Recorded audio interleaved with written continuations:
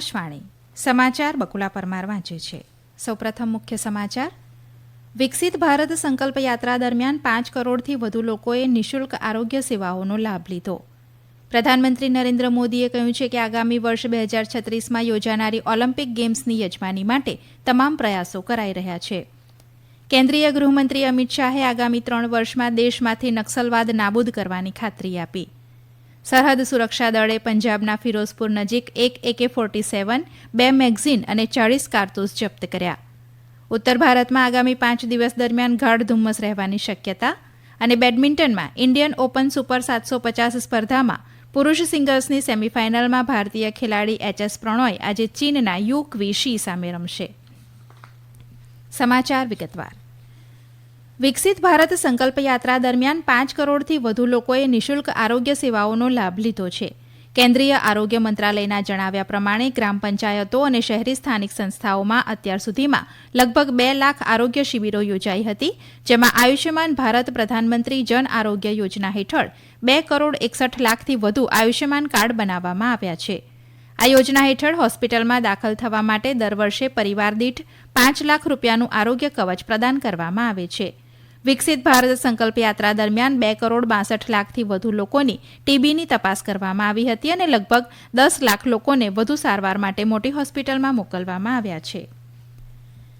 આગામી વર્ષ 2036માં યોજાનારી ઓલિમ્પિક ગેમ્સની યજમાની માટે તમામ પ્રયાસો કરાઈ રહ્યા છે. પ્રધાનમંત્રી નરેન્દ્ર મોદીએ ગઈકાલે ચેન્નાઈમાં 6ઠ્ઠા ખેલો ઇન્ડિયા યુથ ગેમ્સનું ઉદઘાટન કરતા આમ જણાવ્યું હતું. તેમણે કહ્યું કે ભારતીય ખેલાડીઓએ ટોક્યો અને પેરાલિમ્પિકમાં શાનદાર પ્રદર્શન કર્યું છે અને એશિયન ગેમ્સ અને એશિયન પેરા ગેમ્સમાં ઇતિહાસ રચ્યો છે. શ્રી મોદીએ કહ્યું હતું કે આપણે બધા ભારતને એક ટોચના રમત રાષ્ટ્ર તરીકે જોવા માંગીએ છીએ અને તે માટે દેશમાં સતત મોટી રમતનું આયોજન અને ખેલાડીઓ પાસે સારા અનુભવની જરૂર છે. ખેલો ઇન્ડિયા અભિયાન ગ્રામીણ, ગરીબ, આદિવાસી અને નિમ્ન મધ્યમ વર્ગના પરિવારોમાંથી આવતા યુવાનોના સપનાને સાકાર કરી રહ્યું છે. શ્રી મોદીએ કહ્યું કે તેમણે ભારતને વિશ્વની ત્રીજી સૌથી મોટી અર્થવ્યવસ્થા બનાવવાની ખાતરી આપી છે અને આ માટે તેઓ છેલ્લા 10 વર્ષમાં રમતગમત ઉપરાંત અન્ય ક્ષેત્રોનો પણ વિકાસ કરી રહ્યા છે. ખેલો ઇન્ડિયા દ્વારા લોકોને રોજગારી પણ મળી રહી હોવાનું શ્રી મોદીએ કહ્યું હતું. પ્રધાનમંત્રી નરેન્દ્ર મોદીએ તેમની તામિલનાડુની મુલાકાત દરમિયાન આજે તિરુચિરાપલ્લીમાં શ્રીરંગનાથ સ્વામી મંદિરમાં વિશેષ પૂજા અર્ચના કરી હતી. તેઓ કંબર અરંગમની અંદર ધ્યાન પણ કરશે. બાદમાં તેઓ રામેશ્વર જશે અને પવિત્ર સ્નાન કરશે અને 22 અર્થધામોની મુલાકાત લેશે. તેઓ રામાયણ વિશે 8 રાજ્યોના સાંસ્કૃતિક કાર્યક્રમોમાં પણ હાજરી આપશે. શ્રી મોદી રામકૃષ્ણ મિશન ખાતે રોકાશે. આવતીકાલે સવારે તેઓ અરિચલ મુનાઈમાં દર્શન અને પૂજા કરશે. તેઓ કોઠંડા રામસ્વામી મંદિરની પણ મુલાકાત લેશે. કેન્દ્રીય ગૃહમંત્રી અમિત શાહે આગામી 3 વર્ષમાં દેશમાંથી નક્સલવાદ નાબૂદ કરવાની ખાતરી આપી છે. આસામના તેજપુર ખાતે સશસ્ત્ર સીમા દળ SSBના 60મા સ્થાપના દિવસની ઉજવણી કાર્યક્રમમાં સંબોધન કરતા શ્રી શાહે કહ્યું કે પ્રધાનમંત્રી નરેન્દ્ર મોદીના નેતૃત્વમાં નક્સલવાદને ડામવા સરકાર સતત કામ કરી રહી છે. તેમણે દેશમાં નક્સલવાદના પ્રભાવને ઘટાડવામાં CRPF અને BSF સાથે SSBની ભૂમિકાની પ્રશંસા કરી હતી. તેમણે ઉલ્લેખ કર્યો કે SSB માત્ર આંતરરાષ્ટ્રીય સરહદોની રક્ષા કરે છે એટલું જ નહીં, પરંતુ દેશના સરહદી વિસ્તારોની સંસ્કૃતિ અને વારસાને જાળવવામાં પણ મહત્વની ભૂમિકા ભજવી રહી છે. તેમણે ઉમેર્યું હતું કે સરહદ સંરક્ષણની સાથે SSBએ તેના પ્રયાસોમાં સ્થાનિક લોકોની ભાગીદારી પણ સુનિશ્ચિત કરી છે. તેમણે સરહદી વિસ્તારોમાં માદક દ્રવ્યો અને હથિયારો જપ્ત કરવામાં SSB જવાનો દ્વારા કરવામાં આવેલી કામગીરીની પ્રશંસા કરી હતી. સરકાર દ્વારા કરવામાં આવેલા પ્રયાસો અંગે વાત કરતા શ્રી શાહે કહ્યું હતું કે કેન્દ્રીય સશસ્ત્ર પોલીસ દળોમાં છેલ્લા 9 વર્ષમાં 1 કરોડ 75 લાખ નવી ભરતી કરવામાં આવી છે. તેમણે કહ્યું કે તાજેતરમાં 3 ફોજદારી વિધેયકોમાં કરાયેલો સુધારો ઝડપી ન્યાય સુનિશ્ચિત કરશે. આ પ્રસંગે શ્રી શાહે SSBના 60મા સ્થાપના દિવસ નિમિત્તે વિવિધ વિભાગીય પ્રોજેક્ટના ઉદઘાટન સાથે પોસ્ટલ સ્ટેમ્પ પણ બહાર પાડી હતી. વિદેશમંત્રી ડોક્ટર S જયશંકરે સુધારા આધારિત સંયુક્ત રાષ્ટ્ર સાથે બહુધ્રુવીય વિશ્વની હાકલ કરી છે. શ્રી જયશંકરે ગઈકાલે યુગાન્ડાના કંપાલામાં 19મી બિનજોડાણયુક્ત બેઠકમાં ભારતનો દ્રષ્ટિકોણ રજૂ કરતી વખતે વધુ પ્રાદેશિક ઉત્પાદન સાથે આર્થિક વિકેન્દ્રીકરણ ઉપર ભાર મૂક્યો હતો. તેમણે સ્થાનિક પુનઃસંતુલન ઉપર પણ ભાર મૂક્યો, જ્યાં તમામ વારસાને પરસ્પર આદર આપવામાં આવે છે. વિદેશમંત્રીએ કહ્યું કે G20ના પ્રમુખપદ દરમિયાન ભારતે સાબિત કર્યું છે કે આ જૂથમાં આફ્રિકન યુનિયનને સભ્યપદ આપીને પરિવર્તન શક્ય છે. તેમણે કહ્યું કે આ સુધારાએ બહુપક્ષીયતાને પ્રેરણા આપવી જોઈએ.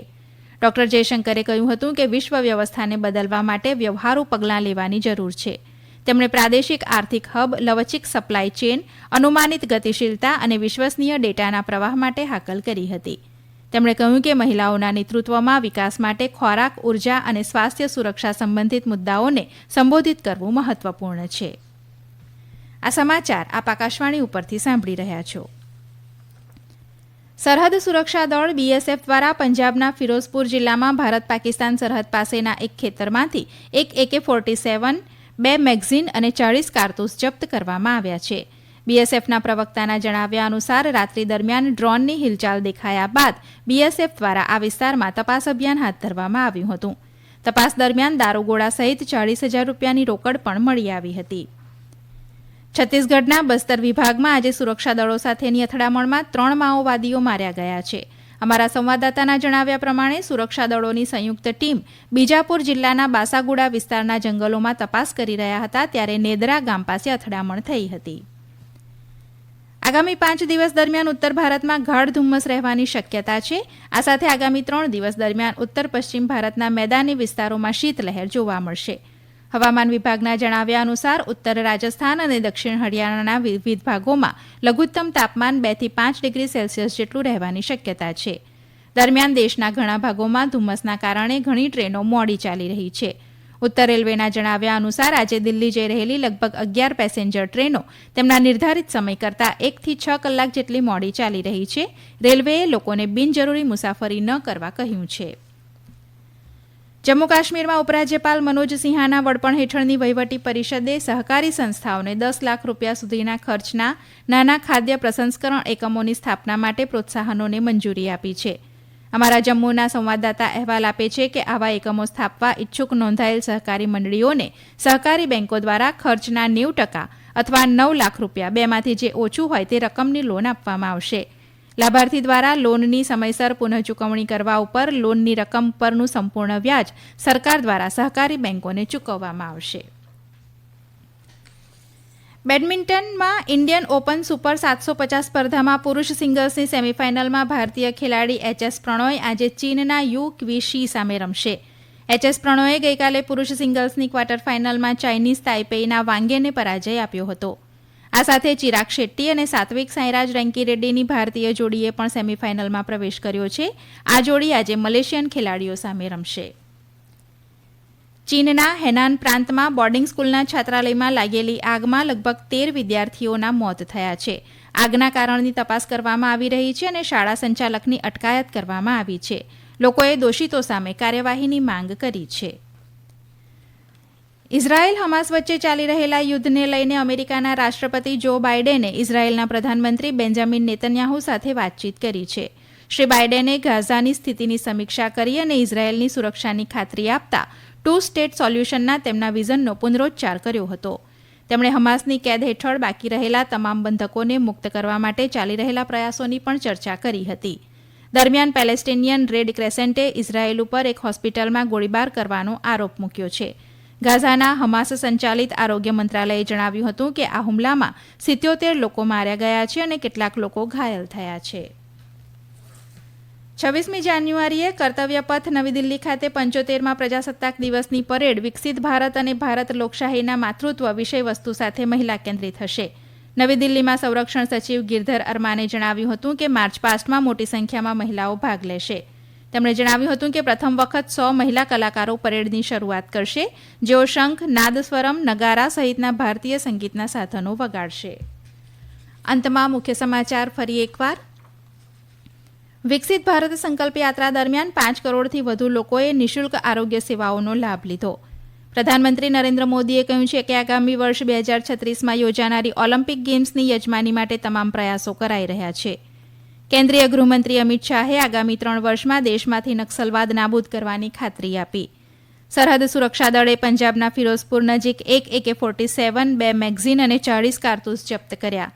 ઉત્તર ભારતમાં આગામી 5 દિવસ દરમિયાન ગાઢ ધુમ્મસ રહેવાની શક્યતા. આકાશવાણી ઉપરથી સમાચાર પૂરા થયા.